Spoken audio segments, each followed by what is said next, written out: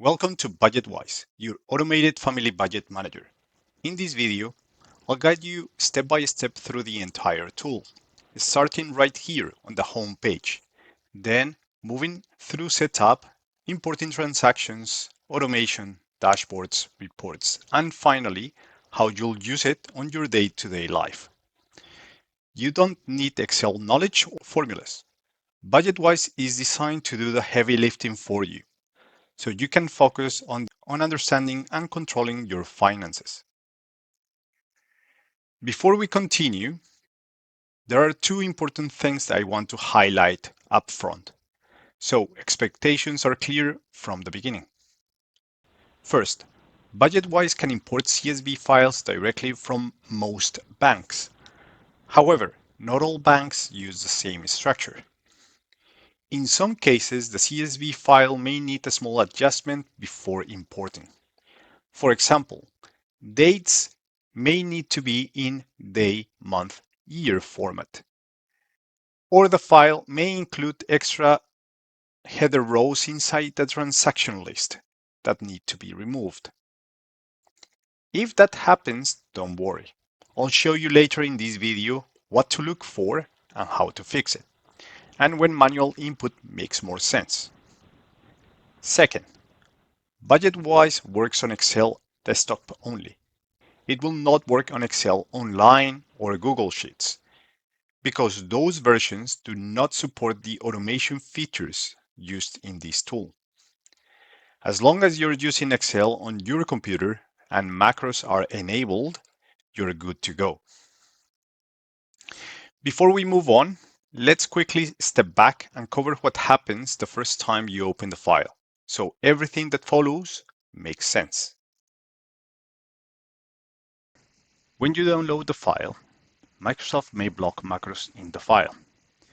When you open it, you may see a message in red. This is completely normal for Excel files that contain automation. BudgetWise relies on macros to do things like importing back transactions, organizing the data, updating dashboards, and generating reports automatically. In some cases, Windows applies an extra protection.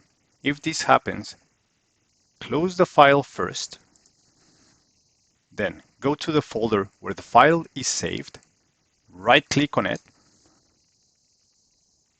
select Properties, and click Unblock, and then OK.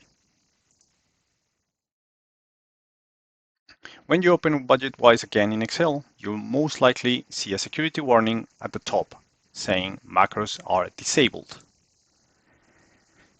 To use the tool properly, click Enable Content or Enable Macros. These macros do not connect to the internet and do not send your data anywhere. They only work inside this file to save you time and avoid manual work.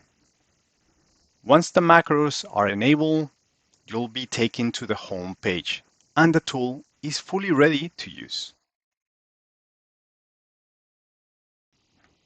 This home page is your control center. It is designed to guide you through BudgetWise in the correct order. On the left, you'll see the main pages, which follow the natural flow of using the tool. On the right, you'll see your account pages, one per bank or cash account. If this is your first time using BudgetWise, always start with the Setup button here. Let me briefly explain what each of these main sections is for so you can know where things live. The first one, Setup, is where you define the structure of your finances. Things like starting date, categories, accounts, and starting balances. This is the foundation of everything else.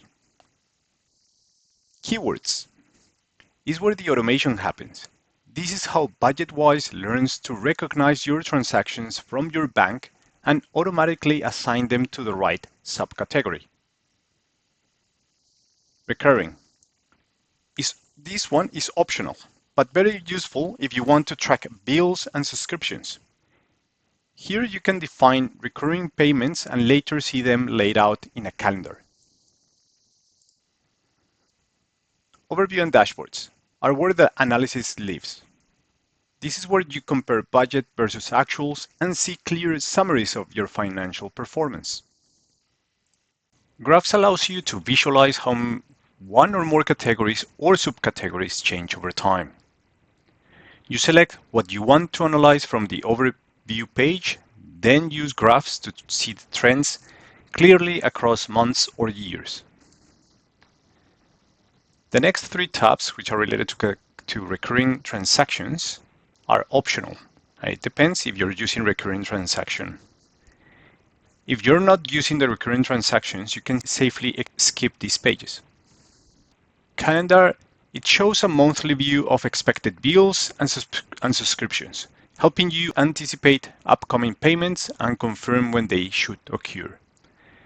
Recurring identification is where expected recurring payments are matched against real bank transactions. This helps you confirm that important bills have actually been paid. And recurring list gives you a full list of all the recurring transactions across the entire timeline.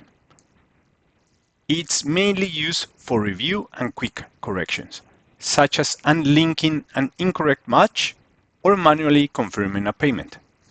And finally, accounts are where the data comes from.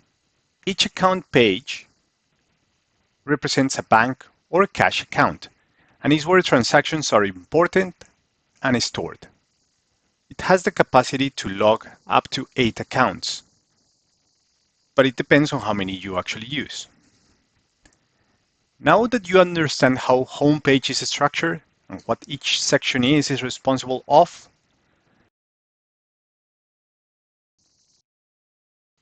one element you'll see consistently across all pages is a navigation index on the left-hand side. You can click on any item in this list to jump directly to that page. You can also navigate using the sheet tabs at the bottom if you prefer. If you want a cleaner view and more screen space, you can hide this index by clicking the minus button on the top.